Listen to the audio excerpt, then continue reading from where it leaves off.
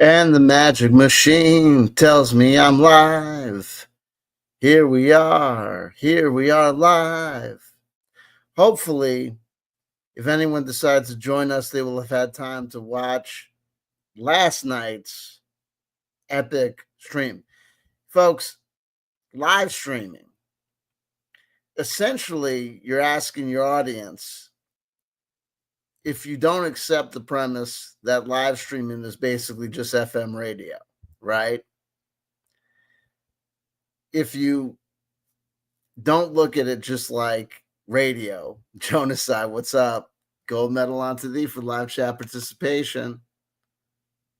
Tim Frey, silver medal onto thee for live chat participation. There you go. Mario Heat, long time. I was just wondering, yo. Good morning, friends. This is your pal Mario Heat, and today we're going to talk about Orion Acaba and Matthew Mercer for the umpteenth time. You hating, bro? I was just about to come out of my mouth and be like, I wonder where Mario Heat is. Where boy Mario Heat is, and here you are. You're talking fresh. I don't know. You come out here, we haven't seen you in a while now, so all of a sudden you come into the live chat and you're talking fresh. Bronze medal on today.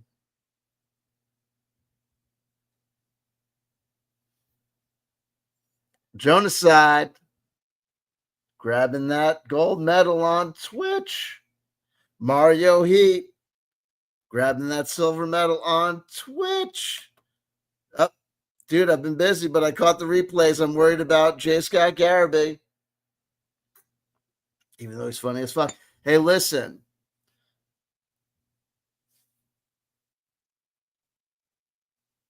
We called this video this broadcast tonight, strictly for the heads. And I'll tell you why. We're going to just do one video tonight. So hopefully this stream will be a little shorter. We'll probably keep it tight. It'll probably end up being like, a mere hour 30 minutes. So we'll just expect people to watch, a movie's worth of content rather than, Gandhi.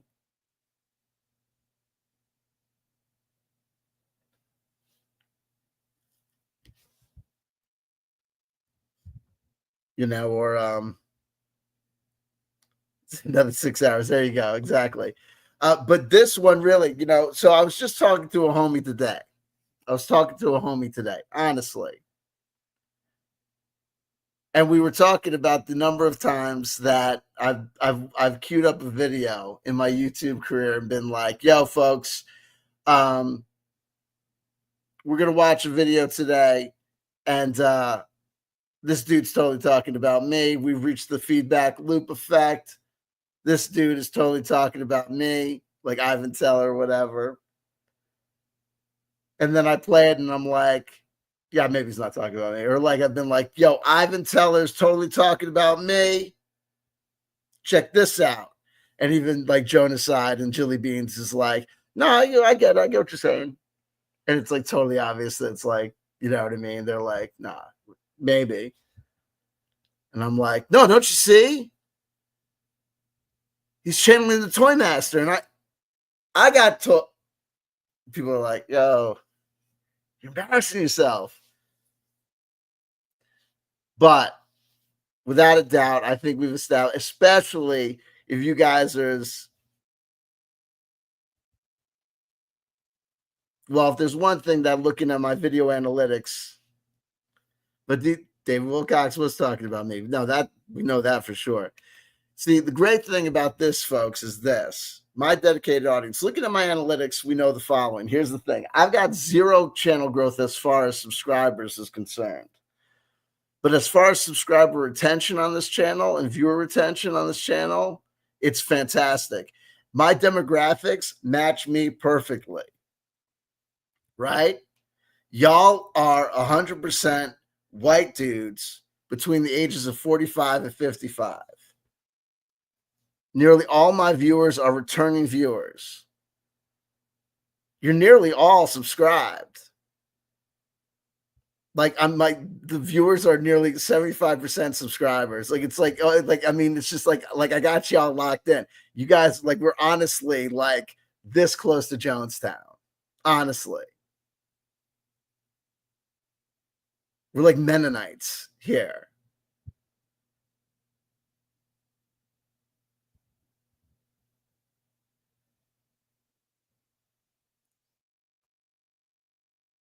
But you know what I mean? But this video that we're gonna watch today, we know, we've already established that we know that we've entered the feedback loop, that he's totally made videos where he's absolutely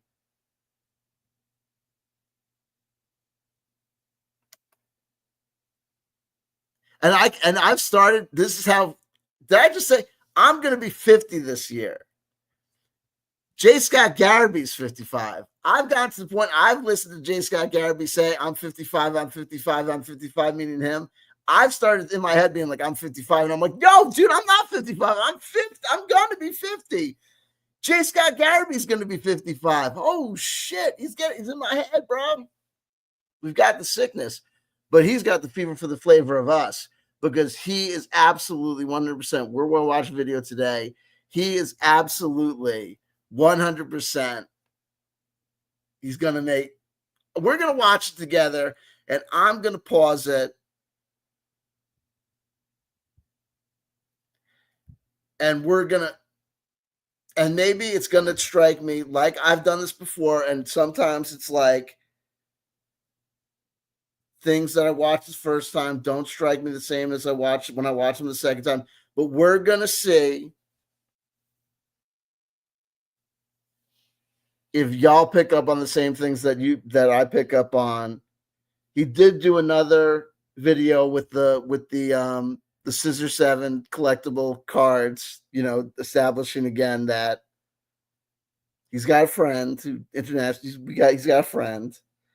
But remember, let's watch the video together. This is the one video that I selected to watch today of the videos that he uploaded today, because we don't need to do repetitive.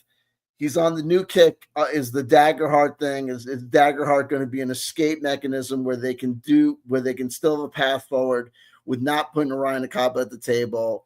Is he just trying to set up an escape mechanism where he can explain why Orion Akaba is not at the table, so that he can have a reason why Orion Akaba is not at the table? Meanwhile, J.Scott Garibay, you don't need to wait for the release of Dagger Heart, because number one, it's already been released in Australia. They knew it was going to be released early in Australia. But by the way, the play test has been out for a long, long time. Post Angst Gen Xer says that's exactly what he's doing. I think that's probably what he's doing. He's also going on these weird tangents about what kind of TTRPG is Dagger Heart. Is it a heartbreaker? Is it he's got all these new terms that he's introducing for different types of TTRPGs. Dude, the playtest rules for Dagger Heart have been out for a while. Okay? We don't need to wait to see if Orion Akaba is in. It is what it is, bro. It is what it is. And there are a lot of people that are speculating the reason that we haven't heard about when the next season of Critical Role is going to be out is because they don't know exactly what the hell they're doing and a whole bunch of stuff. But let's just watch the video today, because here's what I want to make sure that we don't do. We don't want to not give this guy a way out. We don't want to create a situation where he's damned if he does and he's damned if he doesn't. I don't want to be cruel to this dude. I don't want to mock this guy for just being a guy. You know what I mean? When he says things that are not connected to reality, we point that out and we just talk about our frustrations and watching a guy who's frustrating because what the hell are you saying?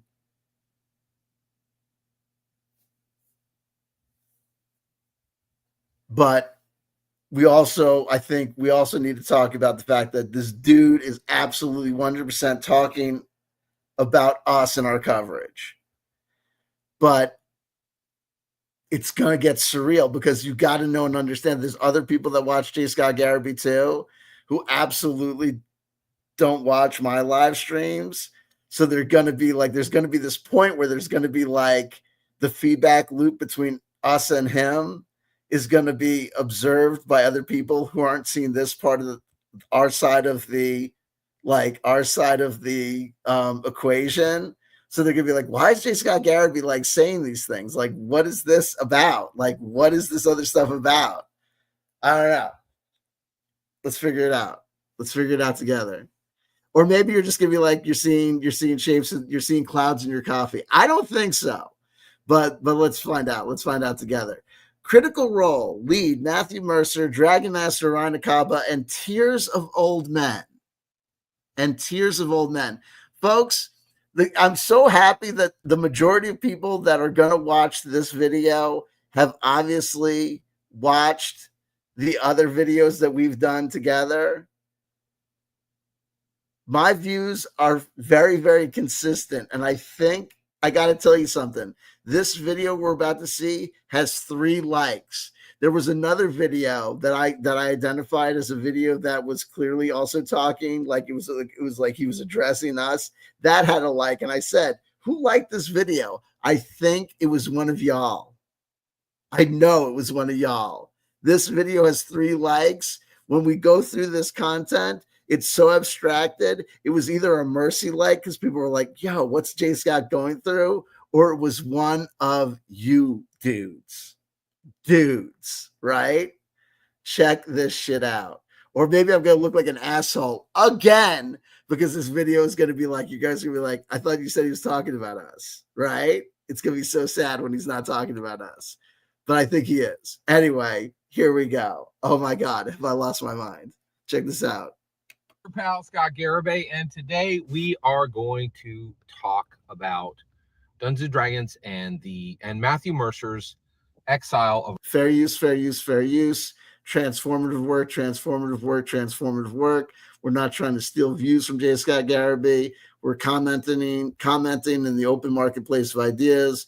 We're having a frank editorial discussion about the work of J.Scott Garibay, his contributions to the D&D commentary community, and the editorial review of his opinions regarding Matthew Mercer and Dragon Master Orion Akaba.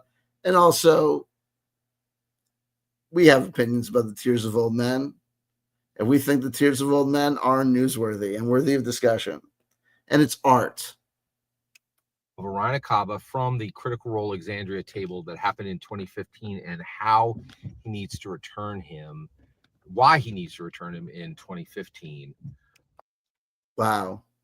And today I'm going to double tap something that I've already talked about to add clarity to it, to bolster it. So a lot of people are quite upset about this playlist. Also, the comments on his videos have almost stopped, right? So the notion that he's still talking about people being upset about this, it's, well, number one, we know that we can't assume. I got to be honest. I got to steel man his position. Well, no.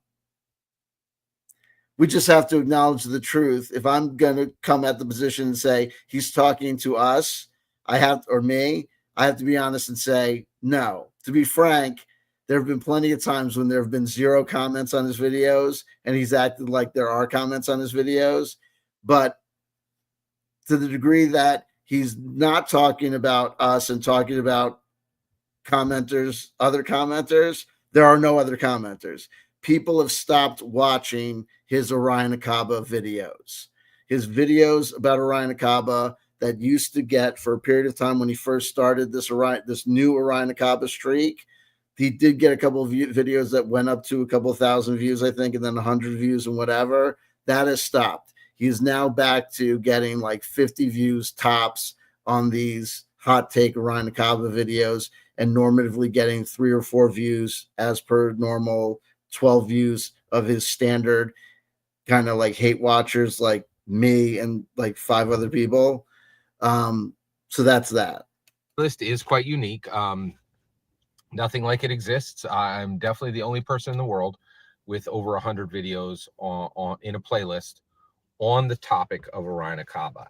and very, very interesting. And I'm fascinated by this subject, and I'm even more fascinated by it because as I discuss it, people come and they sharpen my opinion on this subject because they're like, oh, hey, you need to understand this, you need to understand this, and it's helpful. And I, But you don't acknowledge them as valid opinions. You don't take it on board. You discount anyone who says anything that contradicts your opinion that Orion Akaba is the world's greatest dungeon dragon master, etc. Anyway, I honestly don't think people really understand how powerful the internet is for getting up to speed, and really understanding a subject at an extremely deep level. Right? And I've been very blessed, and I want to say thank you to you guys for this. But one of the things that, and today what we're going to talk about is we're going to talk about men being in extreme trouble and why Orion Akaba's talisman as a man who has been put into the position of a death of despair by another group is extremely important for the nation of America, and how acknowledging what's happening here, in my opinion, is extremely important. Could not. so let's stop right there. I mean, we've been over this. Is that Orion Akaba was dismissed from Critical Role nearly 10 years ago. He has worked since being dismissed from Critical Role. He has made public statements acknowledging his part in his dismissal, owning up to his own shortcomings as a human being, the role that addiction and various issues have played in his thing, and kind of my understanding is coming to terms and acceptance with no longer being. But so this is this position that J.Scott Garibay is putting forth is just a fantasy that J.Scott Garibay has about Orion Akaba. We've been over this, but just in case anyone's joining us new, which is not the case, no one joined us new. Everyone's been here for a million years. It is what it is. Not be more important. All right, so and of course, this has nothing to do with anyone else in America. Orion Akaba is one individual. This termination happened 10 years ago. People are involved in, drunk driving accidents and end up, killing people, causing, manslaughter. People, have to come to terms with the fact that when they were overseas, as part of the U.S. Armed Forces, that they, killed a civilian accidentally. People have to deal with, that, they committed crimes. People have to deal with the fact that, drugs and, due to their addictions, that they, lost jobs or, lost their families, and, people have to deal with the fact that, they have terminal diseases. People have to deal with the fact that nothing's wrong at all. You know what I mean? Like people in America, and, there are people in America whose lives are going fine. There are people American men whose lives are going bad because of their own fault. There are people, American men, whose lives are going bad because of things that are out of their control, that they have to come to terms with, life on life's terms, and they're not in control of things. And none of these things have to do with Orion Akaba. The only one whose life has to do with Orion Akaba is Orion Akaba. You know what I mean? Whatever's going on with J.Scott Garibay, to the degree that anything's going on with J.Scott Garibay that he's upset with, that's something to do with J.Scott Garibay. Let's get into this. Okay.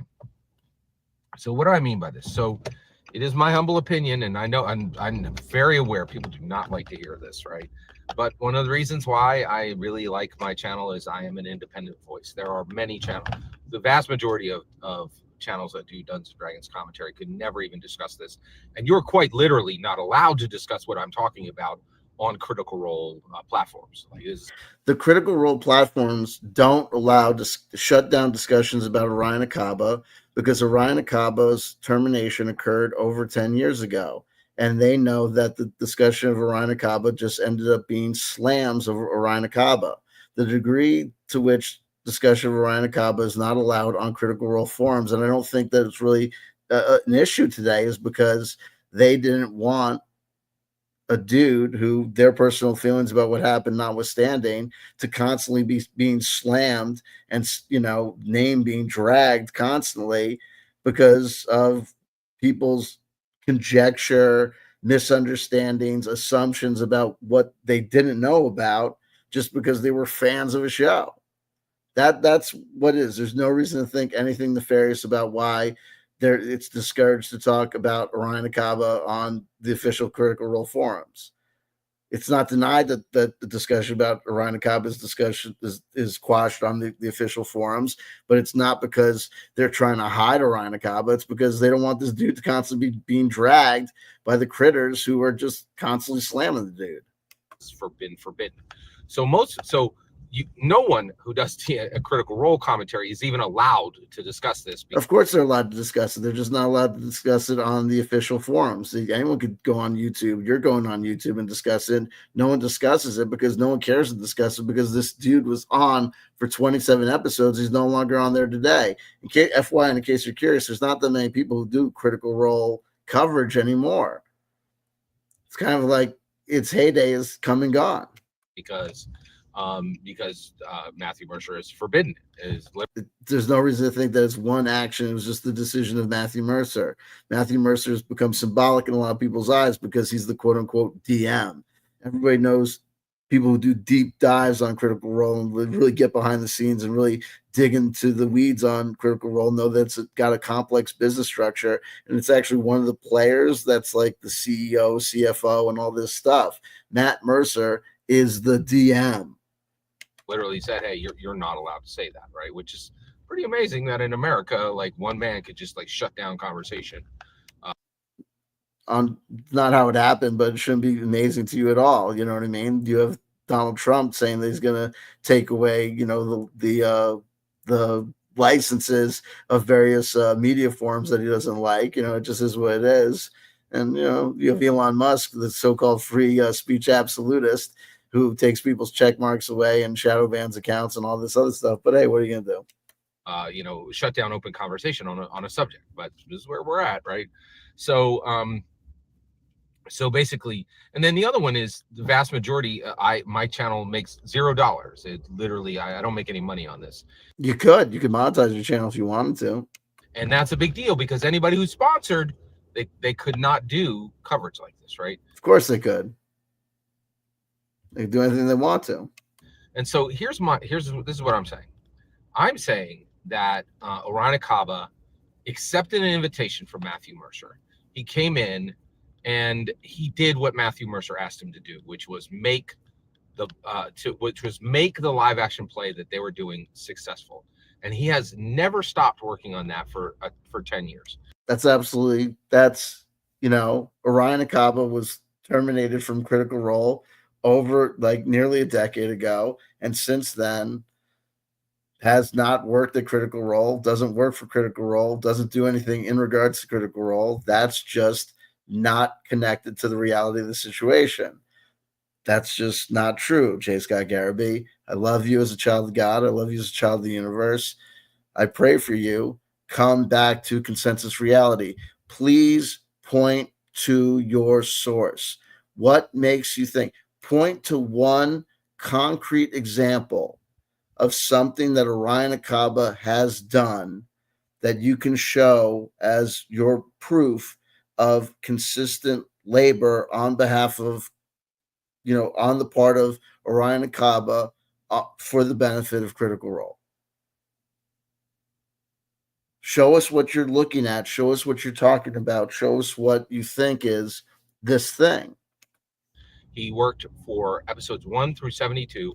Episodes 1 through 27, and then he was terminated. What are you talking about? Directly, determined all of the activities for Tiberius Stormwind. Tiberius Stormwind was on episodes 1 through 27, and then he was mentioned in passing. Like it's like we always say, Poochie on those episodes when they added another character to Itchy and Scratchy on The Simpsons, right? I have to go to Mars now. You know what I mean? Like it's just he was mentioned in passing. I got to go now. There's a note. I have to leave now to go on a special mission. And then he appears in 2 battle scenes, but then he dies. They find his body, they bury his body. That's it. And then you know what I mean? This is all just taking place in your head, dude. It's just God bless you. We love you. For all of those episodes, was directly involved in building Exandria from episodes 1 through 72 of. Not true. I mean, I'm not like the risk is I'm going to start sounding like a Critical Role fanatic. I don't give a shit about this fucking show. I think I loathe Matthew Mercer. Honestly, Honestly, I think the fact that Matthew Mercer is a rock star in the TTRPG community shows you just how lame the TTRPG community is. I mean, I have no respect for the TTRPG community at all. At all. I love TTRPG. I love the solo TTRPG play because I love everything about TTRPGs except the people involved in it. Like Hank Fernell, that guy from Runehammer, is a total fucking joke. You can work out, you can cover yourself in tattoos, but he's still a fucking joke, right? He's got great work ethic, whatever. I'm sure he's a great human being. I'm sure he's a great fucking human being. You know what I mean? I believe he like lives in like an environmentally sustainable lifestyle and all that shit. He emanates, you know what I mean? Just this like, you know what I mean? He's just like, you know what I mean? Like I hate people like that. You know what I mean? Like a Baron DeRop, like and like the Questing Beast guy, you know what I mean? Like all these people just like suck so fucking bad. Like they blow. You know what I mean? Like TTRPG people are like the worst fucking people in the world. Right? They're just so bad. I mean, they just suck so fucking bad. I love Dungeons. I love everything about Dungeons and Dragons. I love everything about TTRPGs except the people involved with them. And it's probably so much self-loathing. It's probably so much internalized self-loathing. I get it. But it's the truth. You know what I mean? I'm not gonna lie about it. Of Vox Machina, and then was robustly involved in Vox Machina episodes 73 through 115, and robustly involved in every single episode of Mighty Nine and every. These are just lies. Just we've said this all before, but it's just so incredible to just hear this man just say these things that are just so not true. This is like me just getting up here being like, you know, Bing Crosby was my dad. You know what I mean? And who taught me how to play guitar? Who taught me how to play guitar? David Bowie. David Bowie was okay. What things you need to know about David Bowie? Okay. He produced the Cars' first record. And then he was after Ozzy Osbourne left Black Sabbath, he took over the lead vocals. They don't want to tell you that, but he did. All those records that they attributed to Dio, that was actually David Bowie. And then, he dated Donna Summer. He's the father of Kurt Cobain. Like, he's just saying these like incredible lies. You know what I mean? It's just, and the fact that he gets on YouTube and just says these fucking incredible lies. Like, why would you do this? And I'm telling you, folks, his name is actually J.Scott Garibay. You know, like what, like, and he, you know, Shadow Can't, like using your own name like this.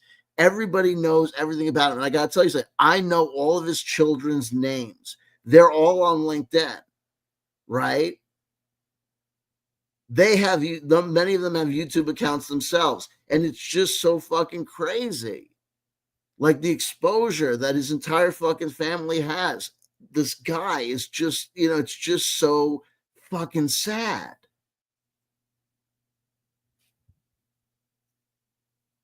And then none of them are like, Dad, fucking stop.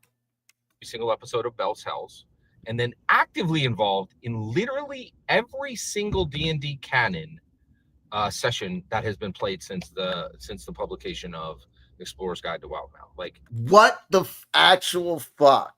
Do you know what I mean? Every single D&D, you're just like, I mean, the dude is just, that's an insane thing to say, homie. And his original art, his original character, and his original labor, right, has been leveraged by Matthew Mercer in video, audio, and in print for every single day since Orion Kaba said yes. Nope. Literally every single day. Literally no. There's not been a single day where Orion Kaba has not labored to make every single Critical Role co-founder, and he is a co-founder. Not necessarily. but himself millionaires. And not really, but I think if that's your argument of why he has been laboring every day, then your argument is it's fallacious. So they are all drinking his wine. Like they are all benefiting from his work, and not a single day in the last decade has not featured Orion Cobb's work.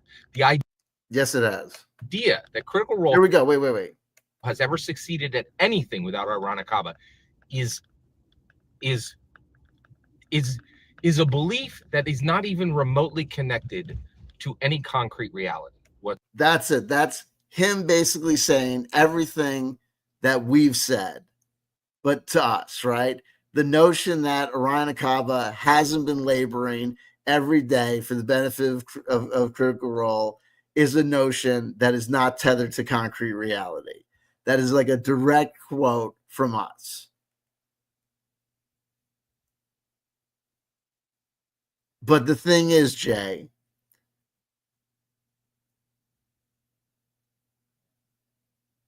calling it intelligent design doesn't place it on the same playing field as evolution. Just re-articulating an argument towards us doesn't mean that we're not right and you're wrong, because you're the one who has a position that's not tethered to concrete reality. I'm sorry, brother. I love you. Whatsoever. It's just simply not, right? And so that's where we're at, right? Okay. Uh-huh. All right. Now, so Orion Akaba comes in. He makes all of them millionaires, right? But at that point, they're like, "Hey, you did exactly what we asked you to do. We asked you what? Okay, what they asked you to do? You brought drama. You brought dynamism. You brought a flamethrower. You did everything we asked you to do. You brought a flamethrower, right? And they didn't ask him literally to bring a flamethrower. They asked him. No, yeah, they of course. Why would they ask him to bring a flamethrower? That happened the day before he got terminated. The day before he officially was terminated, he brought a live flamethrower with a live igniter and fuel in it, a dangerous, deadly weapon, to the set. He was losing touch with reality. He was high on his own supply. He brought an actual dangerous instrumentality that could have killed everyone else on the set. And that just happened to coincide with his termination. Yeah, what the hell do you think happened?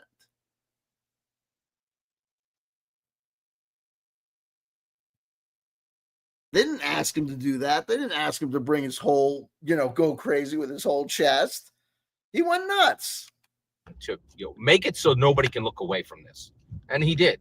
He did everything they asked him to do. You don't know. J.Scott Garibay, with all due respect, you have no idea what the people at Critical Role wanted, had planned, asked him to do, asked him not to do. This is all just happening in your head, bro.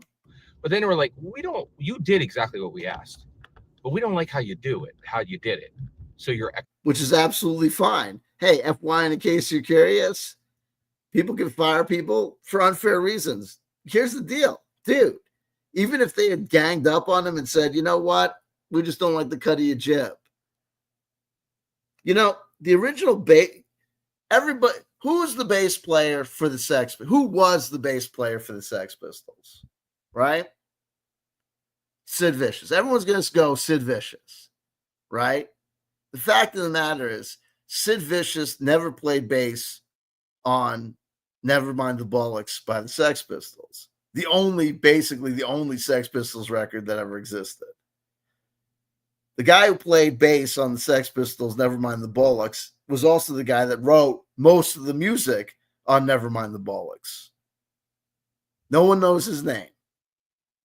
I know his name every once in a while, and then I have to look it up again because I always forget it. Nobody knows this dude's name. He wrote most of the music on Nevermind the Bollocks with the guitarist Steve Jones. And then they fucking sacked him. Why? He was not cool enough, apparently, and they wanted Sid Vicious in because Sid Vicious was Sid Vicious, and they thought he was cool, right?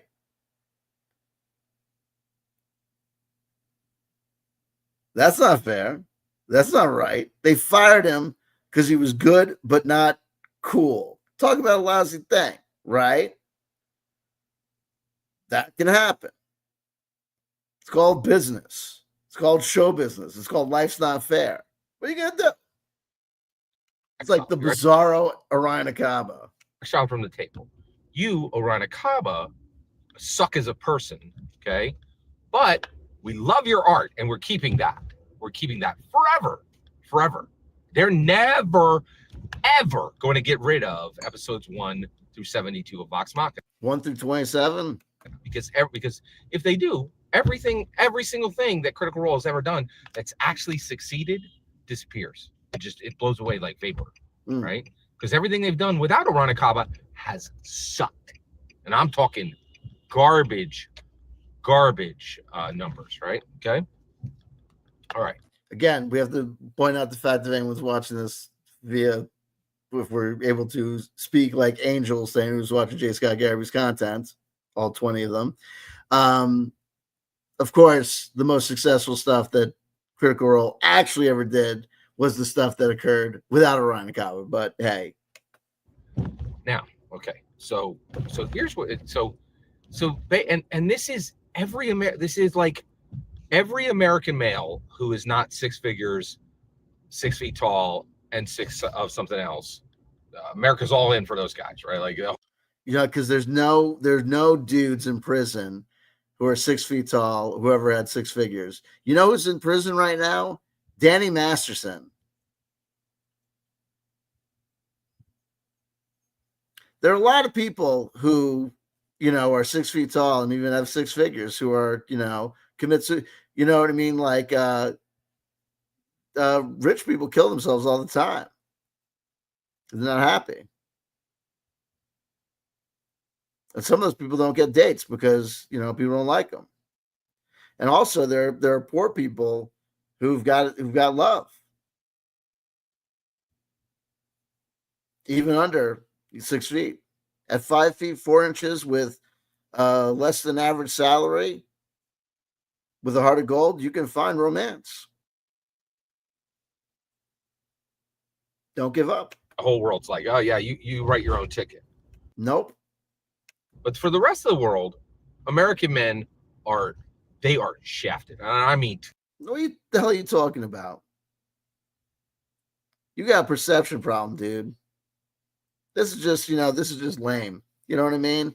Whatever's going on in your life, man, you know what I mean? You got this channel, you got 3,036,000, you got 3,000, I guess 3,600 subscribers. You got people watching you. You got a wife, you got kids. Even if you're going through something with your white old lady, you got these kids. You know what I mean? We know you're not delivering DoorDash. Those assholes on the internet think you're delivering DoorDash. I know you're not delivering DoorDash. Hey, wait, you got lost a job, whatever the fuck, you're between jobs, whatever. You got enough money, still got a car. I don't know what the fuck's going on with you, even whatever, you know what I mean? You got, even all you have is Jesus Christ. You got Jesus Christ. What more you fucking need, bro?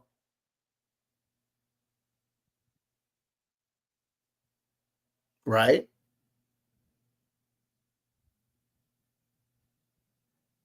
And even if there's American men who haven't found it yet,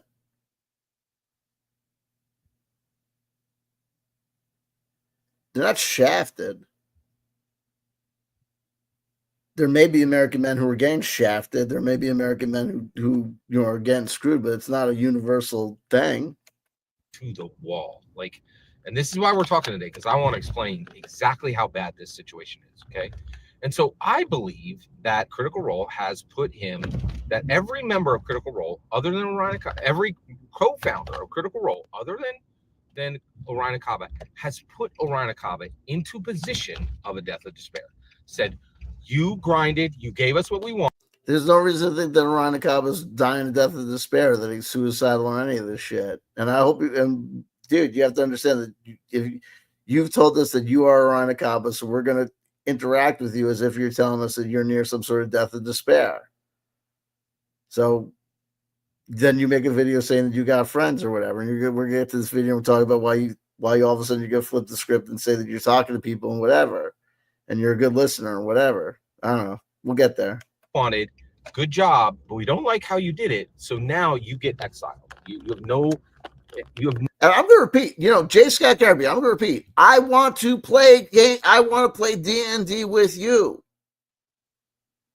I want to play D&D with you.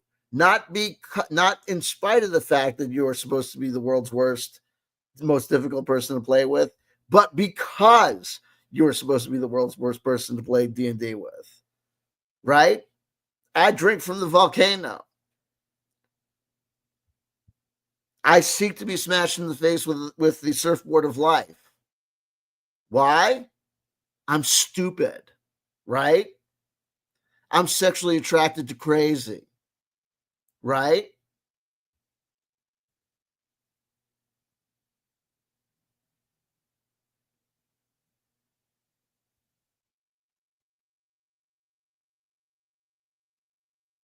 I go to Tijuana and I look for the unlicensed donkey show, right? Because that's where the heat is, right? I'm not bullshitting. I'm clean and sober off of drugs and alcohol, not off of life, right? I don't want to play Dungeons and Dragons, you know what I mean? With, you know what I mean? Some person who's like, what, fucking Ben from Questing Beast? Fuck that dude. Fuck that school teacher. Fuck him. Fuck him. I want to play with J.Scott Garibay. Right?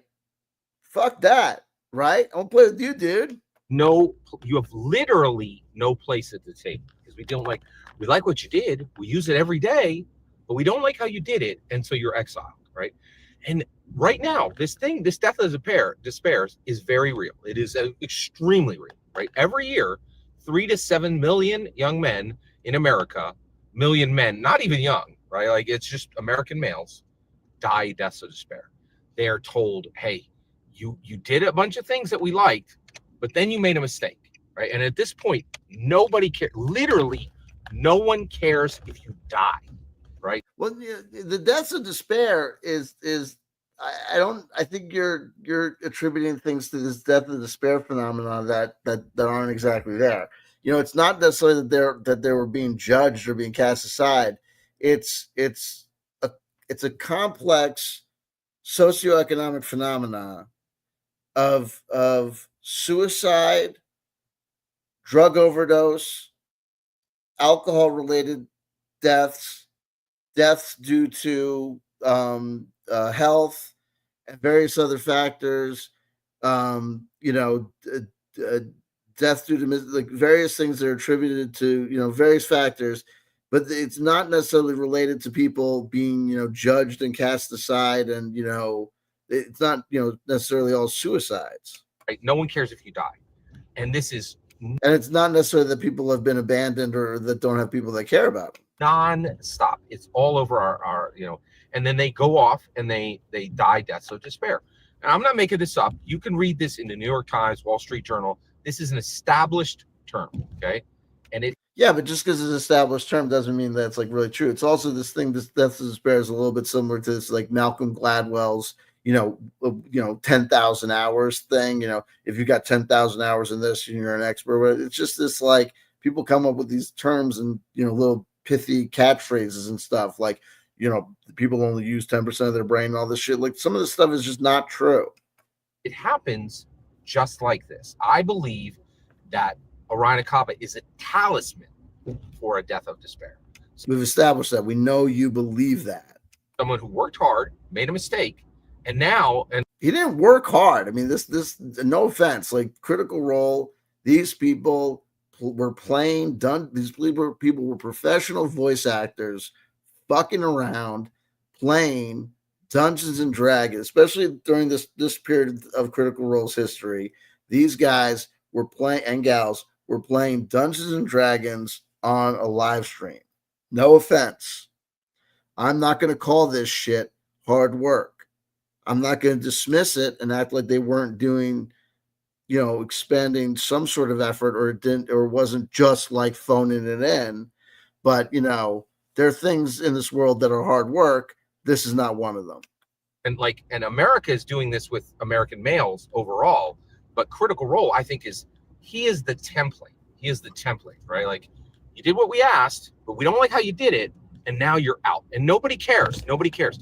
And if you think, oh, and also, he brought a flamethrower to the fucking set, dude, and he did a whole bunch of other shit, so he got fired, man. Sometimes you get fired, bro. It just happens. Scott, I don't know if nobody cares about Orion Kaba. Look in my comments. You will find dozens of people saying no one cares about Orion Kaba. That's a consensus. Dozens of people in your comment section. Bro, let me tell you something. During my experience on YouTube, a whole bunch of people have said a whole bunch of shitty things about me. A whole bunch of people said nice things about me, right? One gal actually stepped up to the plate and talked to me. You know what I mean? A whole bunch of people wanted to kill me. Thank God they didn't. But you know what I mean? Like, what are you going to do? You know what I mean? But I don't think that means like everybody wants to do this or everybody wants to do that or this, that, or the other thing. They never put it to a vote. But I got to tell you something. To be totally honest, if they put it to a vote, I got to tell you something. There's a whole bunch of people. There's Jonasai. There's Tim Frey. There's a whole bunch of, I got fans, right? But the people that want to see me dead, I'm glad they didn't put it to a vote, right? Not like dozens, right? Might be over 100 now, right? And I'm over 100 people didn't give a shit about Orion Kaba. Oh man. I'm not making this up.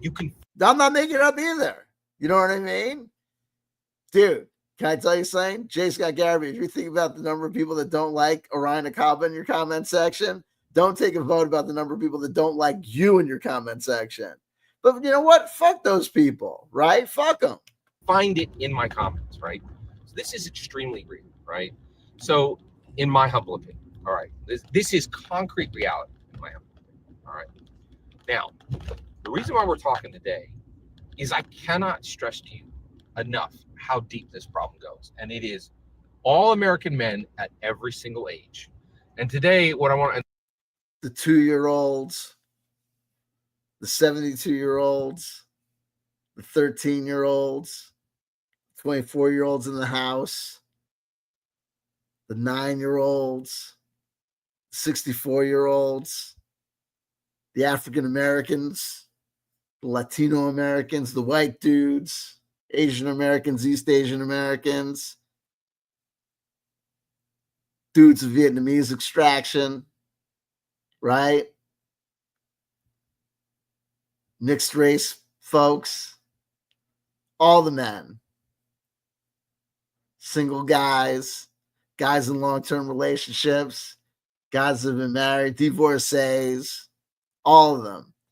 They all care about what is going to happen to Orion Kaba, bearing in mind that the vast majority of these people, the vast majority of these American dudes, don't give a flying fuck about Dungeons and Dragons, let alone a subset of Dungeons and Dragons known as Critical fucking Role, or this fucking, you know what I mean? Fellow Boricua. I'm a Puerto Rican, dude. I'm Puerto Rican. I don't give a shit about Orion Kaba. Fuck Orion Kaba, man, right? The dude fucked up and lost a dream job. Fuck that motherfucker. Fuck that motherfucker. Fuck him.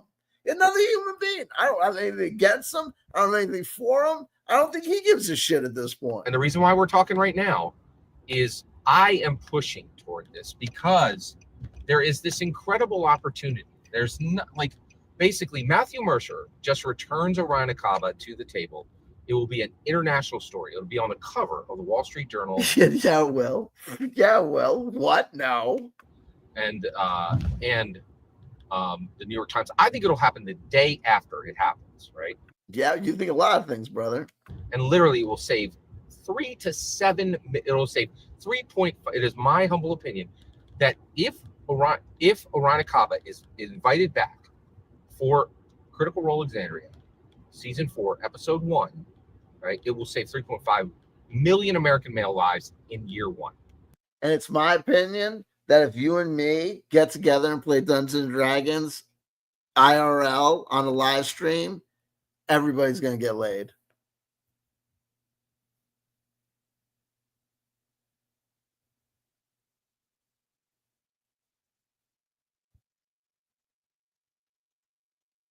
There's only one fucking way to find out, right?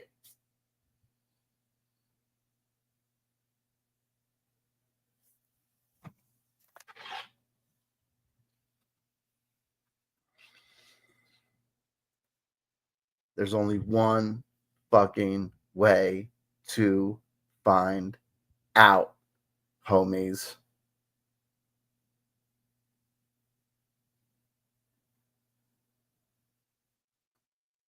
Bring forth the booty. And millions more after that. In fact, this could end a deaths of despair because it would be someone who is the absolute clearest template for a death of despair positioning, right? And I think just as America, bearing in mind that the absolute clearest template of death of despair presumably be someone who died, right? I'm just throwing that out there. America is positioning men, American males, for deaths of despair right now, right? That critical role has done this to Orion Acaba, and I'm genuinely concerned, right? And I'm generally concerned for you, bro. But the fix is literally. And I just want to say we're halfway through this video, and I've been waiting. He's supposed to be saying shit that's supposed to be sounding like he's talking to us. He hasn't gotten there yet, but I swear to God that I think this is the video. We're at the halfway mark. He better start saying shit, because I swear to God, when I remember this video from this morning, this was the video. It was like, I'm only going to play one video. It's going to be this video because this is the one where he says all sorts of shit that totally sounds like he's talking to us. So I'm sure that he's going to start saying it any minute now.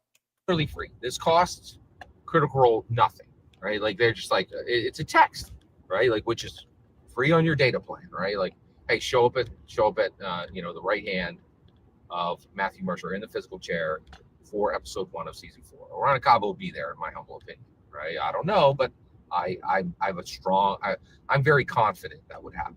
Okay, I don't speak for him, but I'm very confident that would happen. Okay, all right. Now, why are we talking about this today? Because it is absolutely nonstop, and the problem is much worse than I thought. Okay, so I'm very fortunate, because of Dungeons and Dragons. Yeah. Okay, so here we are at the 11-minute mark. Now he's gonna start. This has got to be it. This is gonna be it. Let me check in with the live stream, the live chat. I mean. Oh, we got Ken Speak with us. Okay, all right. Long time no see, Ken Speak. Here we go. There you go. Here we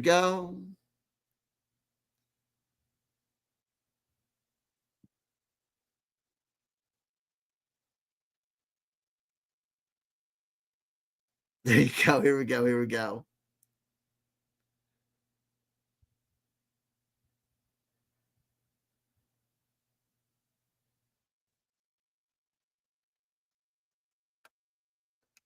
Tim Frey, JSG has to be onto us. The paranoid personality cannot ignore this. That's exactly what he's doing. Oh, here, your heartbreaker. Your time has come to enter JSG's vocabulary. Driving at sunrise. Oh, wait, driving at sunrise. He's getting arty. No, absolutely. It's going to be the golden hour of filmmaking. He's getting some style. No, when it started, he had that beautiful, like, I forget what it's called when you get that, like, nice little circle, that halo. Not me, but I was thinking of subscribe. There you go. Tears of old men. Subscribing. There you go. Damn, Rainbow Flare. Absolutely. 0 comments on several videos in a row. I think he may be trolling us at the expense of his normal audience. I don't mind. Post Angry Gen X or 100 videos about Acaba. Not sure that's something worth bragging about, right? Yeah, absolutely. Steel sharpens steel, right? That's going to be the name of our album. Hands on the goddamn wheel. Talisman used incorrectly in a sentence. We've got Hadrian72 joining us. Welcome, Hadrian72. Tim Frey, I paid real money to see Orion Acaba's face when he accidentally stumbles across JSG's channel. There you go, absolutely. Does Orion want to come back? And Scott asked him. No, I don't think he would, because he doesn't want his thing, his bubble burst. Pucci was just too proactive. Absolutely. Do you know how many times I've used that? I've opened like emails being like, listen, I know I can come off a bit proactive.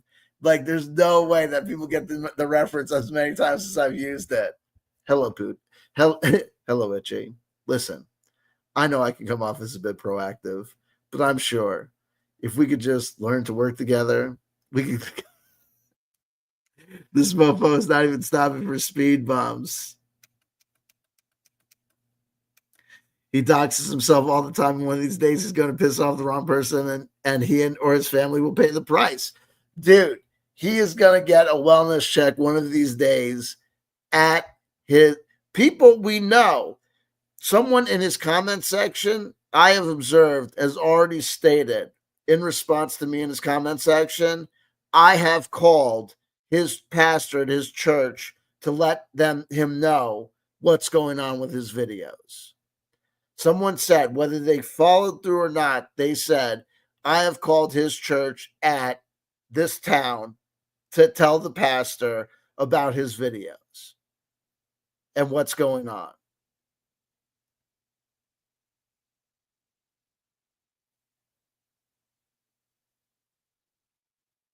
If you search his name and do a thing, everybody knows these white pages and stuff. You can look, dude.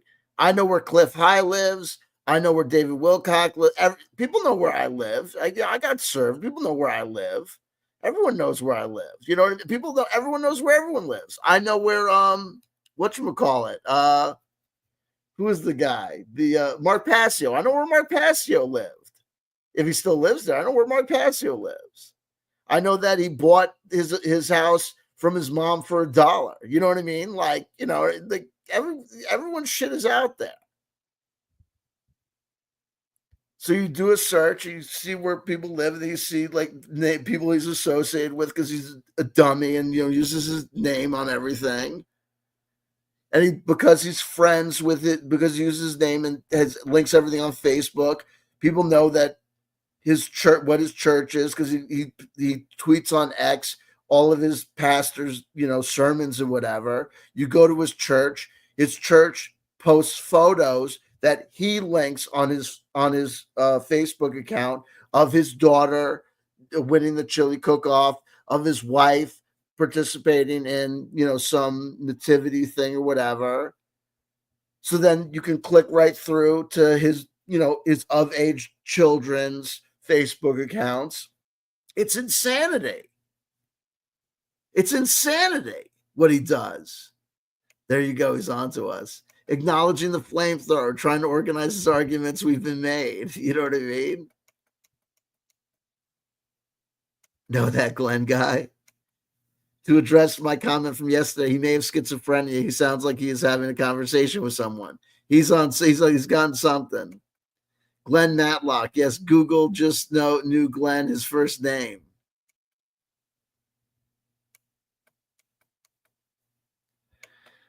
Miss Jones, I totally agree. He's in a cycle right now, and a break is imminent. I think so. If Orion Nakaba was such a rainmaker, why didn't some other entrepreneurs just snap up that golden goose?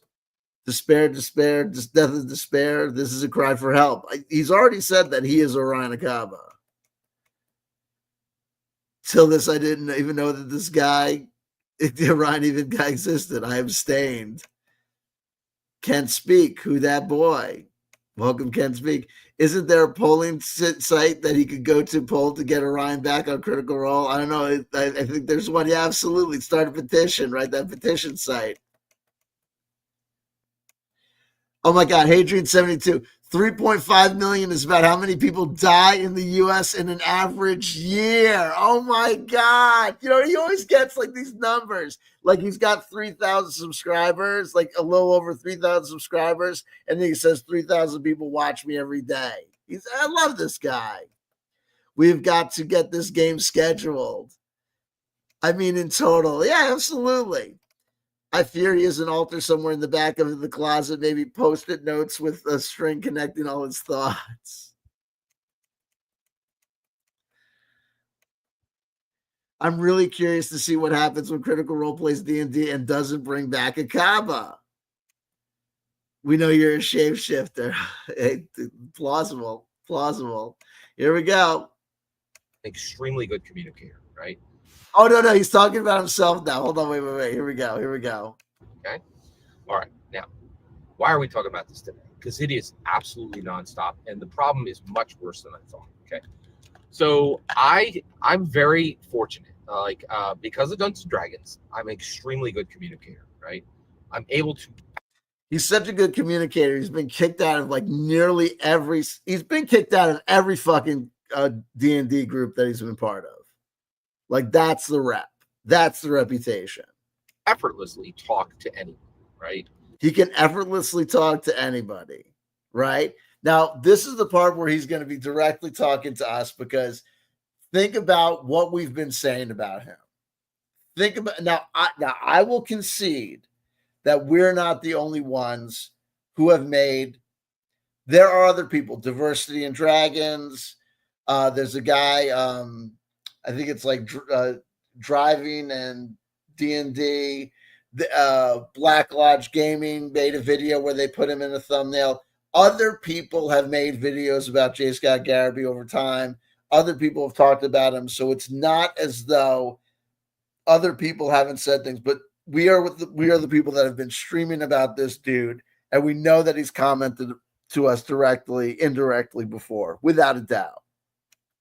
And I'm a rock star at parties. I'm a rock star at parties. Remember, I was like, totally like you suck. Nobody likes you. Now here's this because those guys didn't talk about that shit. This is direct. He's gonna start directly addressing all the shit that I've said. And I know it sounds weird because I'm a super cantankerous contrarian, right? So it doesn't make any sense that I should be able to talk to people effortlessly, but I'm able to. It's super easy. All you have to do to get people to talk to you is simply ask them questions about yourself. Now, remember, a couple of days ago, we saw that he met a guy at the Gaming Expo in Philadelphia, and that dude gave him a whole bunch of D&D books, right? He gave him a whole bunch of gaming books because the story was the guy had funded all of these Kickstarters, but had realized that at his home, he had so much material already, he had too much stuff, so he gave a whole bunch of books to J.Scott Garibay. And then J.Scott Garibay turned that into two things. He turned it into Orion Akaba set the standard of how to die with Tiberius Stormwind was how to die. You die 2 times. First, you get buried in books because they buried him in a library. Tiberius Stormwind got buried in a library. And that's when you join a D&D group and they give you all these books. They give you all these like players books and stuff and manuals and shit. So you get buried in books. And then you're kind of like, it was like a quasi Christ-like thing. And then you're reborn because then you become like a meta person because you have all these new player characters. And so then you become like, you get all these experiences. As he quotes it, his big quote is, I've seen the sunrise on 30 different worlds because of all the player characters. So then you die because you get buried in all these books, but then you're resurrected as all these different player characters in all these worlds. It was crazy. So then that was like this metaphor that he was born out of this. So then when this guy gave him all these books, but then remember he said, so I think I'm friends with this guy now. So I started looking up friendship online, and we were all like, and that's when I was like, okay, I'm going to stop being mean to J.Scott Garibay. Right? Remember that scene in like, it's not Paul Blart Mall Cop, but there was like, remember like there's all these things, there's always this time like when 2 movies come out and it was like obviously that like somebody greenlit a movie and then another like movie company, like movie production house was like, oh my God, they're working on the script.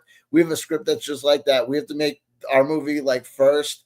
So the Paul Blart Mall Cop came out, but then there was this like darker movie with like Seth Rogen, but it was like not like a comedy. It was like kind of like they sold it as a comedy, but it really wasn't a comedy. It was like about this like psycho guy who wanted to be a cop, but he he was like crazy, so he couldn't be a cop, so he became a mall cop.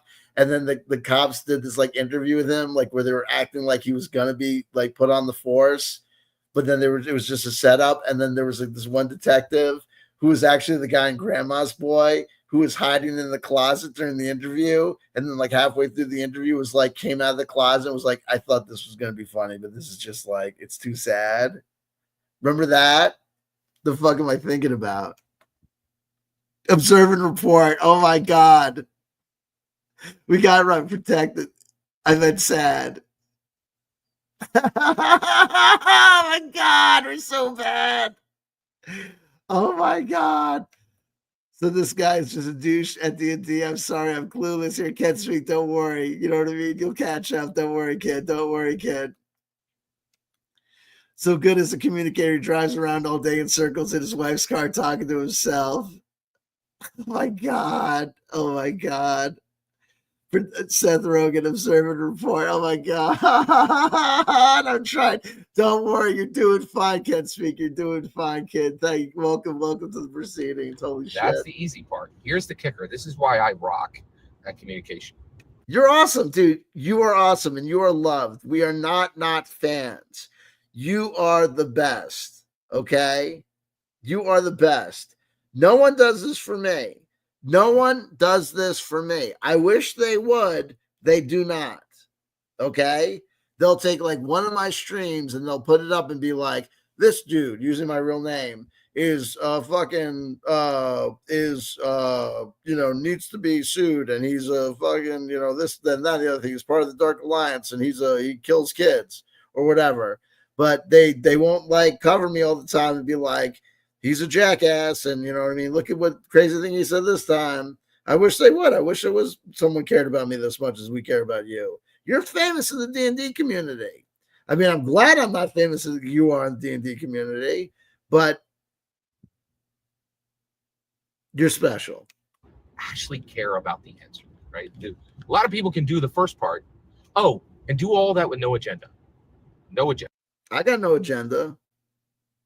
Everyone has an agenda, dude. You totally have an agenda. And you said before that no one does this for no reason. Everybody who makes content does it for clicks and views. So you do have an agenda for clicks and views. So whatever, bro. I love you, man. Right? That's pretty wild. And I could do it. And I'm able to do it. I'm able to effortlessly talk to people. So I talk to lots of young American males. Oh my god, that'll come back and haunt you. Right? Don't say that, bro. I talk to a lot of young American males. Don't say that, bro. Because of my hobby of tabletop role-playing games. I talk to a lot of old American males because I'm 55, right? Like, and so it happens every now and then. So this week, I talked to two men, right? Both of you. Remember, on the recent broadcast of this, I said I know two men who are fighting prostate cancer and they've got sunny dispositions about things. Remember? Just saying. You are over the age of 70, right? I just had conversations with them, right? And the one guy I had talked to many times, right? And he got emotional when we were talking. He was like, get away from me, bro. Get away from me. For about 40 minutes, right? And about the 20-minute mark, he got emotional and he was getting verklempt. He was like getting caught up and he was going to cry, right? And he's like, I'm sorry, Scott, I have a hard time communicating with people. And I'm like, you don't have a hard time communicating. I always am able to understand every word you're saying. And I do know you get emotional sometimes, but I'm able to hear what you're saying clearly, right? You don't need to worry about getting emotional when you talk to me, right? I'm not a normal human being. I'm very ready to hear people's emotions, right? And I didn't tell him why. I didn't tell him because I'm a dungeon master and I understand the junction between intellect, emotion, and spirituality because my heart beats on 30 worlds. I didn't tell him that. Because my heart beats on 30 worlds. Thank God you didn't say that part. But it's just like, this is like so obvious because I was like, you don't listen to people, blah, blah, blah. You know what I mean? Like, God damn it. I just love it so much. Because he can't understand that. And he doesn't have a place in his head for that, right? Or his heart for that, or his soul for that, right? Like, how do you know, man? because his heart beats on one world. Well, first of all, this conversation actually fucking happened. Right? He's just a muggle. He's a brilliant muggle, but he's a muggle, right? Well, that's a very insulting thing to say about another human being. You know what I mean? He's not a muggle. He's a human being with feelings and emotions, just like you. Just because he doesn't play Dungeons and Dragons like a fucking dork doesn't mean that he's a muggle. You know what I mean? He probably reads books. Maybe he's into art, literature, films, and movies. So what if he doesn't play fucking Dungeons and Dragons or role playing games? Doesn't make him a muggle. Right. All right. So this guy, a term taken from fucking Harry Potter, a book series about fucking magical kids written by a transphobe for children. You know what I mean? And I had seen this guy get verklempt before. It didn't really matter that much to me, right? So you saw this guy get upset before, but it didn't matter much for you before. But then this time you were like, "Hey, man, that guy sold that was emotional fucking, douche." But now I see this guy getting upset. No, this is a good opportunity. I can prove that I've got heart. Well, it just happened again, right? So I talked to in the same week. Meanwhile, tomorrow's Wednesday, bro. Where were these stories? Yes, like last week, right? Guy. And this guy explains to me a book he read. He said it was the best book he'd ever written, right? And best book he ever written. It was the best book he had ever written. Was a book about baseball, right? And a book about baseball. And so he tells me this story about baseball, and he told me this because I'm a huge fan of Moneyball, and I talk about Moneyball with a lot. I'm a huge fan of Madball, not the band. Madballs, remember from the 80s? A lot of people.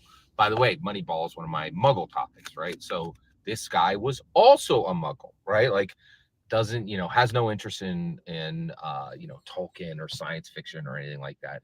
And so I have these Muggle topics that I can talk, and I can talk to anybody effortlessly, right? And I can talk obviously talk to Muggles effortlessly, right? I don't care about Muggle talk. I don't care about Muggle topics, right? But you obviously do. You're into Moneyball. I guess that's baseball, right? Or some sort of book about baseball, and the guys that there's a movie with Brad Pitt called Moneyball. They had something to do with managing baseball and making some baseball teams successful despite all the odds or some shit. I surmise. I don't go to see movies like that. You know why? It's about fucking sports and Brad Pitt's in it. You know what I mean? And fucking, I don't give a shit about that crap. I don't give a fuck.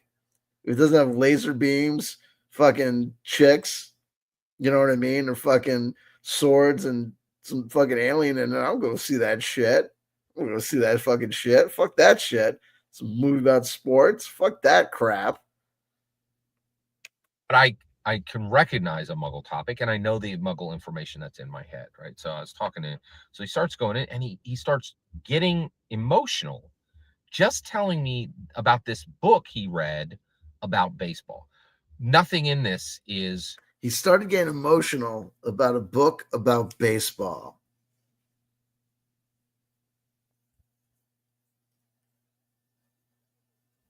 What about this story doesn't make any sense? Everything. Nothing in this would make someone emotional. None of it wasn't a sad story, right? And so I'm like, both of these men are getting near to crying. And what's the common denominator? You. Both of these men are getting close to crying while talking to you about subjects. The first guy, you didn't mention anything about why he would be getting upset other than he was talking to you. The other guy was talking about his favorite book that he had ever read, a book about baseball. And then he starts getting upset while he was talking to you. I talked with the one guy for 40 minutes. And I talked to the other guy for an hour and 10 minutes, right? The second guy.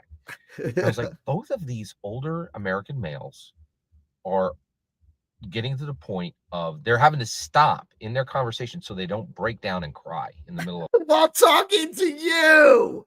a conversation. And I'm like, why is Dear Penthouse Forum, I never thought this would happen. I never thought these stories were true until it happened to me. I was talking to this lady in this supermarket, and then all of a sudden she started to cry, and then she started to run. this, right? And here's my theory, and this is why it's so incredibly important that Oriana Kaba returned to the table. Wait! Where'd that story go? Where did that story go? Where the fuck is that story going? Is there no resolution to that story? What was the payoff? What was that story about? What was any of the stories about? Why were they crying? What was the emotional revelation? What the fuck happened there? And I realized I think both of these guys are near to weeping because I'm listening to what they're saying and then actively asking questions back. The one guy was like, oh, I'm going to go. He says, I have this other point on this. The second guy, he's like, I have some more information about the book. I don't want to bore you, right? And he was concerned, right? He was concerned about boring me. I wasn't even remotely close to anything. First of all, I'm never bored, right? By the way, anybody ever tells you they're bored, sure, run. You're not bored. You're boring. You know where you hear that? For the hills. That is not a good person to hang out with. And that's a whole different subject. I'm going to remain focused here. All right. Okay. So at this point, I'm like, he's like, I don't want to bore you. And I was like, no, go right ahead. Right. And please go on, talk. I'm listening. I think the reason both these men could not hold a conversation on topics that were not emotional in any way. Could not hold a conversation. What? Without getting emotional was they were shocked to be listened to. Both of these guys are over 70 years old. No one listens to them about anything, right? About anything, right? Now, I know why. First of all, old men usually talk about the same thing over and over and over again. I'm such an emotionally open person that is so willing to listen to people. You know why? Here's the thing you need to understand about old men. They always talk about the same thing over and over again. American women. I'm easily able to sidestep that with questions. I am able to ask people questions that steer them into different directions. I can take conversations in any direction I want, right? Uh-huh. And the reason why is, again, I'm not just some schlub, right? I'm not just one dude in himself, right? I have an idea. You're not just one dude in himself. Identity stack. I've lived an identity stack. My heart beats on 30 worlds. My heart beats on 30 worlds. We're gonna get to some prime J.Scott Garibay right now. I'm telling you. Wait for it. 30 sets of sensations, emotions, memories. 30 sets of sensations and emotions. What? Memories and experiences, right? I am manifold sentience. I am manifold sentience. Because of Dungeons and Dragons. I'm not. He's manifold sentient because of Dungeons and Dragons. So remember, folks, here's the theory. Because he's got over 30 player characters, right? Player characters that he rolled the dice generated, right? He's got these many people in him. Oh, wait, hold on. This is very important.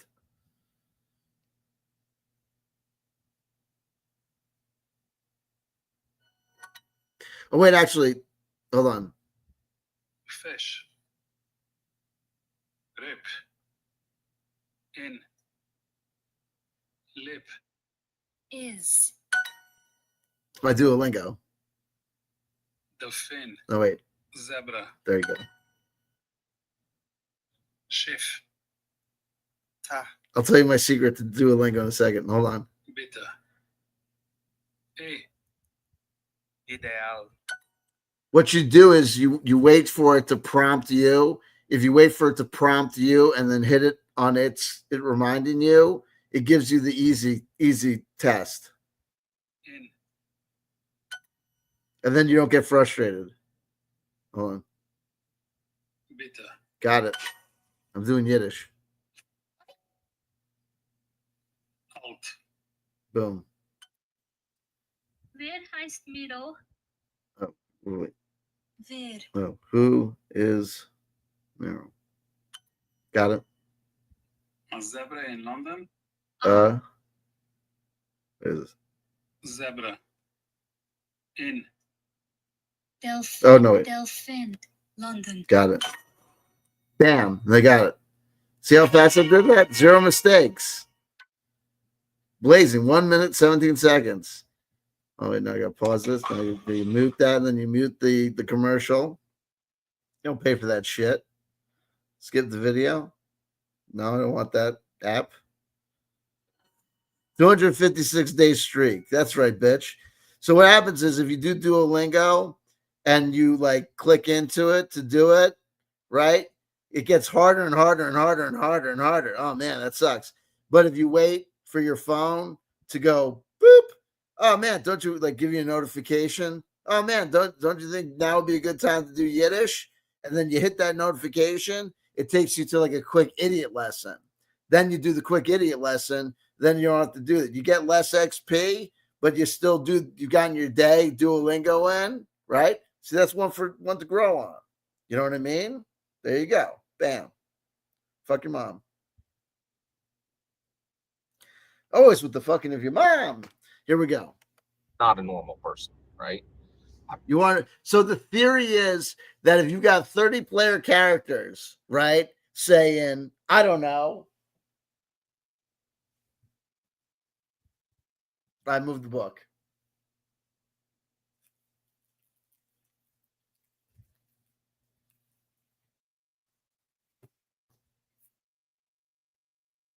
Luna Rising? What? Okay. Oh, Trinity? What is this? I don't know what the fuck this is. This is from White Wolf. Okay, whatever, dude. You have 30 people, and then you've got like it's like the 30 pound, like it's like Dwight Schrute's theory that because he absorbed his twin in the womb, that he's the power of a man and a baby, right?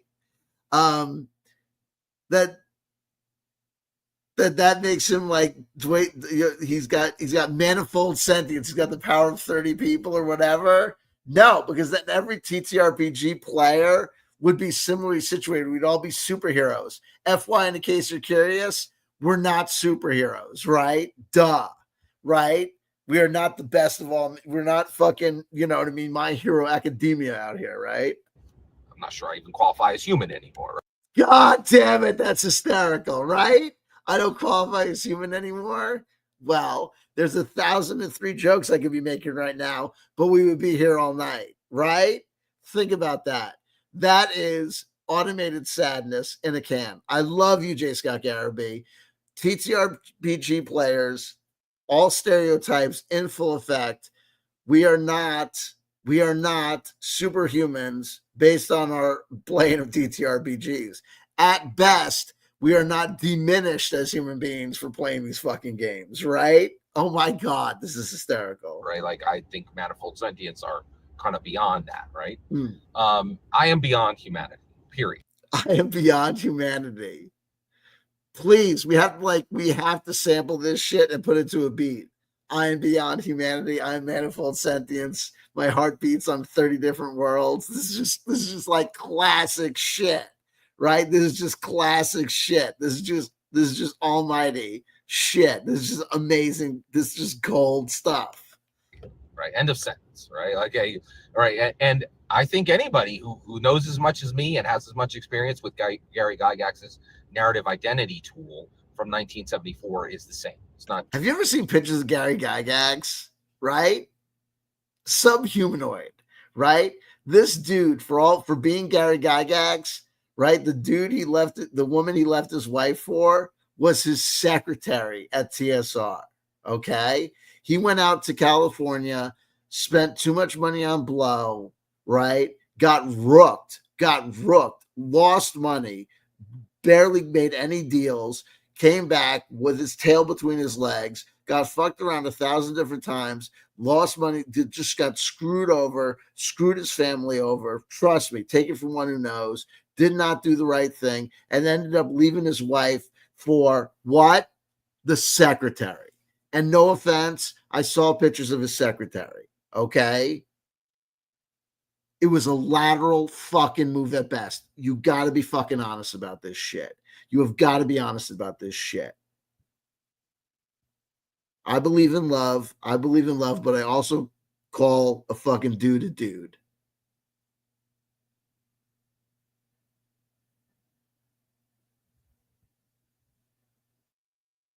He was a fucking dude from planet Dweebus.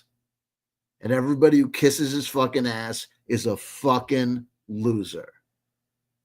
Dungeons and Dragons is an amazing fucking game. Thank God for Gary Gygax and Dave Arneson. If he didn't, but let's be fucking honest, if he didn't do it, somebody else would have. It was going in that direction. They were working on ideas that other people were working on. Someone would have done it. Someone would have done it. And if not, computer games were right around the fucking corner.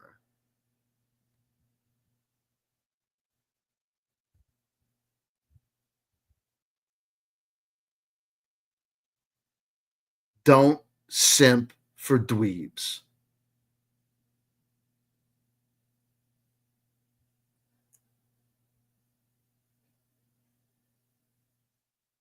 It's a fucking terrible look. These guys wrote fucking games. They're not your dad. They shouldn't be your heroes. And who gives a fuck how they played whatever. If you get excited because I say fuck Gary Gygax or someone else says that Gary Gygax was a sexist or that and the other thing, you are absolutely 110% a fucking loser. You are a fucking loser. You should be ashamed of yourself.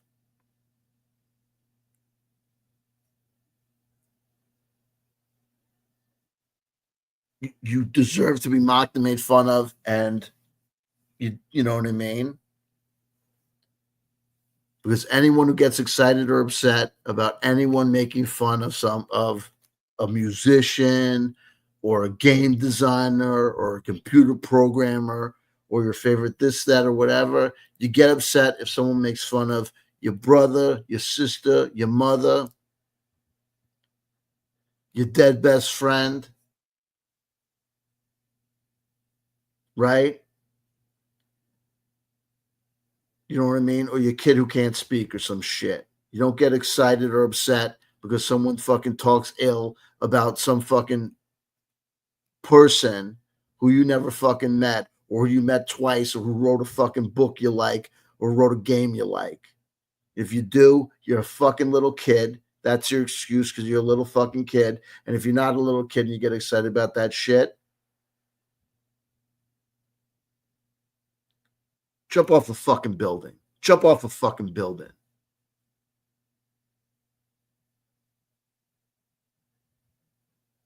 Because you're worthless and weak. You don't belong in the adult conversation of real life.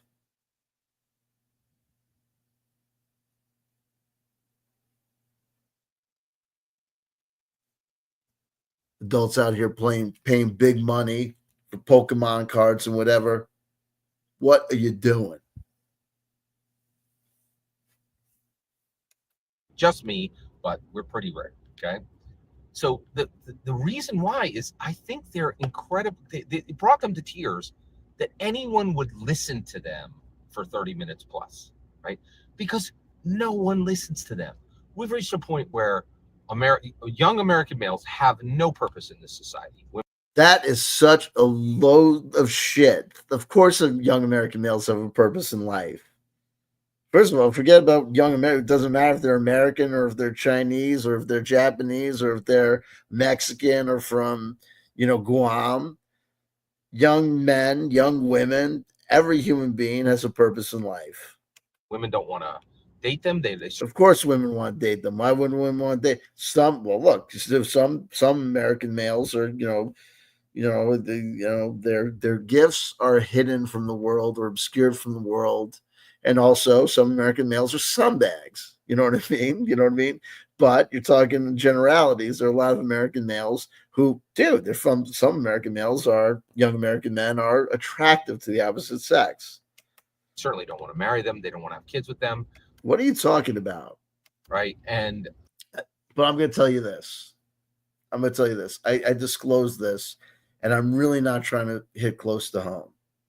I told you that J.Scott Garibay, because he puts all of his shit out there, you can see and quickly discover and see his whole fucking family. Okay? He's got a son.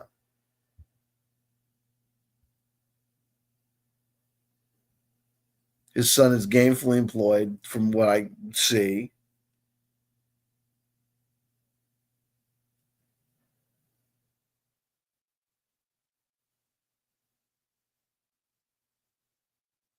Nah, you know what I mean? Guy seems okay to me, you know what I mean? Like whatever. But if the son is going through some tough period of time or whatever, so having trouble in the dating scene, whatever. many of them are just they're not in a position where they can bring anything to the table for anyone, right? Everyone's like, I can get what you used to bring without you, and they are. Like everyone's doing this, right? No one needs a young American male. What are you talking about? Everybody needs young American men. Well, not everyone needs young American lesbians don't need young American men, but you know what I mean? Yeah, you know what? I use a young American man to straighten out some things around here. You know what I mean? You know what I mean? I could pay a little bit of money for a young American man to do some housework and type some shit. You know, not necessarily just have to be a dude, but you know what I mean? Like, there's shit to do. Old American males, we've reached a point where people won't even give them 30 minutes of time to listen. Right. That's such a load of crap. You can go on YouTube and you can see Professor Dungeon Master is an American male over the age of a certain age. There are plenty of old dudes who people listen to. Jay. So much so that I'm convinced old American males literally are brought to tears with the idea of anyone even listening to them for 30 minutes. That's what brought these two men to tears. And that's shocking and horrifying and terrifying. And we have to fix this, right? And right now, we have this precious window to fix this. If only they would know that Orion Akaba was going back to Critical Role, then these old men would realize that they're being listened to.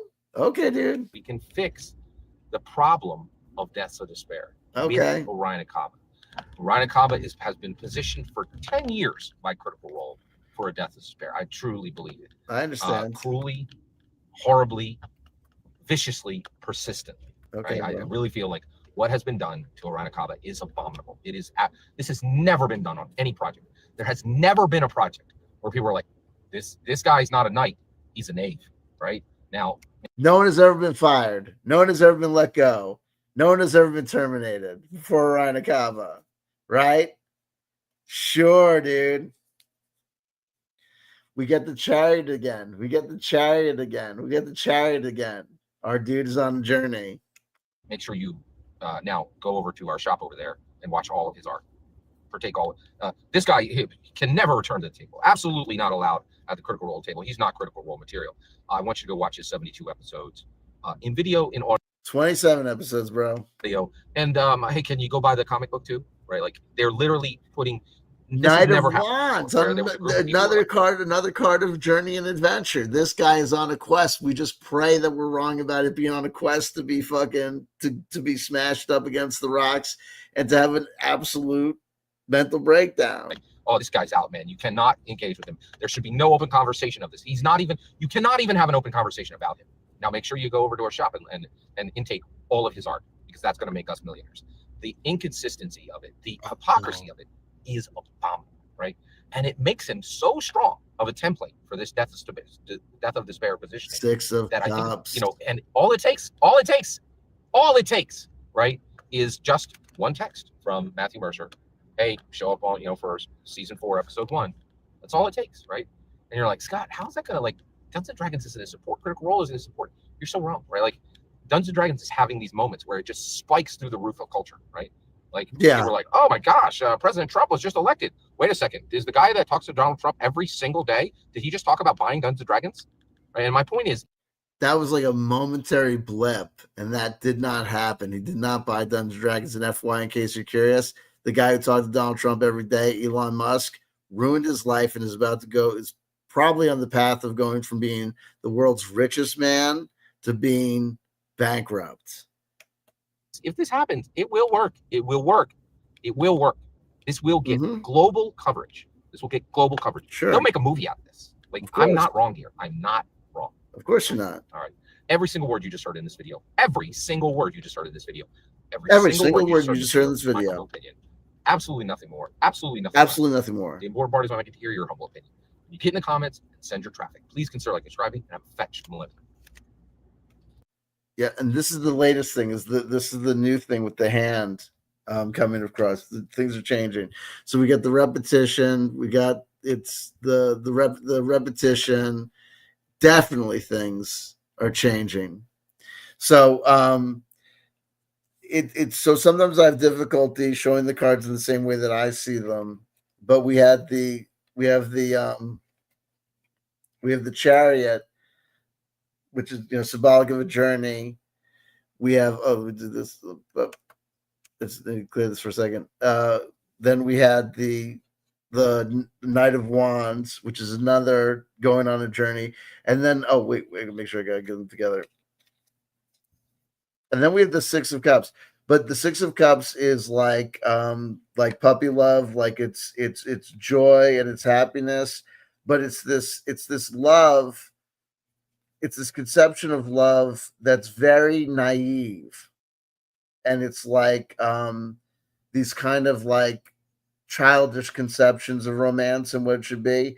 And if you see the way that the Knight of Wands kind of lines up pictorially, you see the Knight of Wands kind of like running away or journeying away or traveling away from the Six of Cups. It almost makes me see a vision of like breaking up or running away from this this idealized love of youth, which makes me again think of either it's a message of,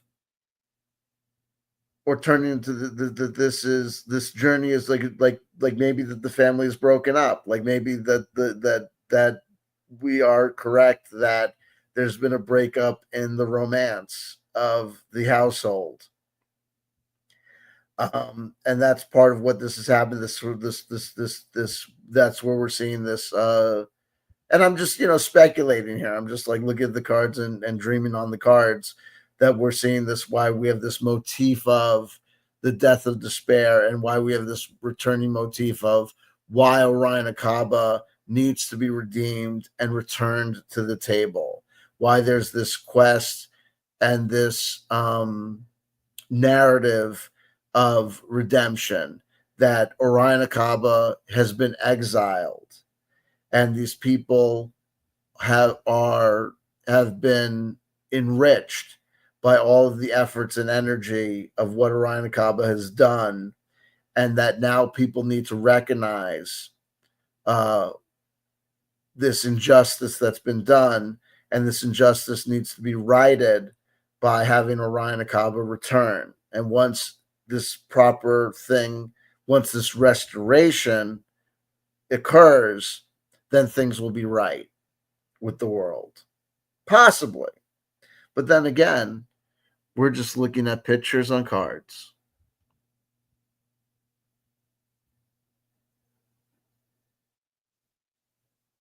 And we could easily just abstract it out and make it more general and say that after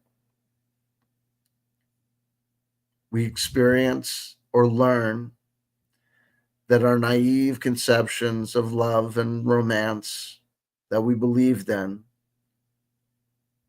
are seen to be that. Dreams. Fantasies.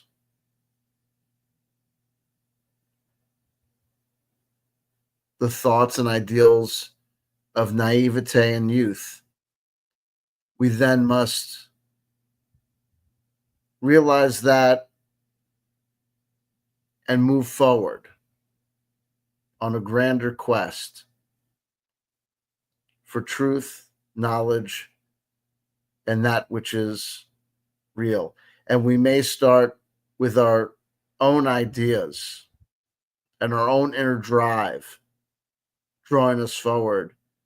But then eventually we must let go of the reins and just let the inner gnosis of the universe bring us forward to the truth. Namaste. I love you. I love you. I love you. If nobody told you they loved you today, somebody just did. My dreams of making a shorter video, created a video of a trim, slim, and tight 1 hour and roughly 41 minutes.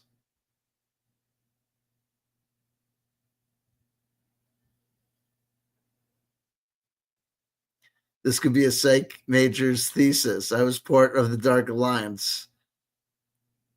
Shit, maybe he's a changeling. In the same week, as if you can't get upset twice in the same week. Brad Pitt was dreaming in Legends of the Fall. He is trying to manipulate muggles by pretending to be interested in their boring interests, sociopathic behavior. I think these old guys are just desperate to get out of hearing more bullshit about Orion Akaba. He just said he wasn't listening. Steer into any direction I want. Orion Akaba, for example. This used to be a hell of a country. Then Orion Akaba. Naive love for Orion Akaba.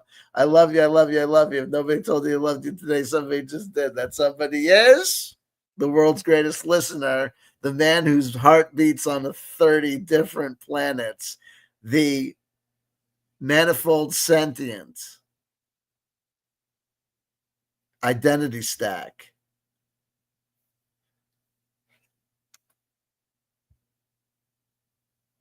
Your wish is my command.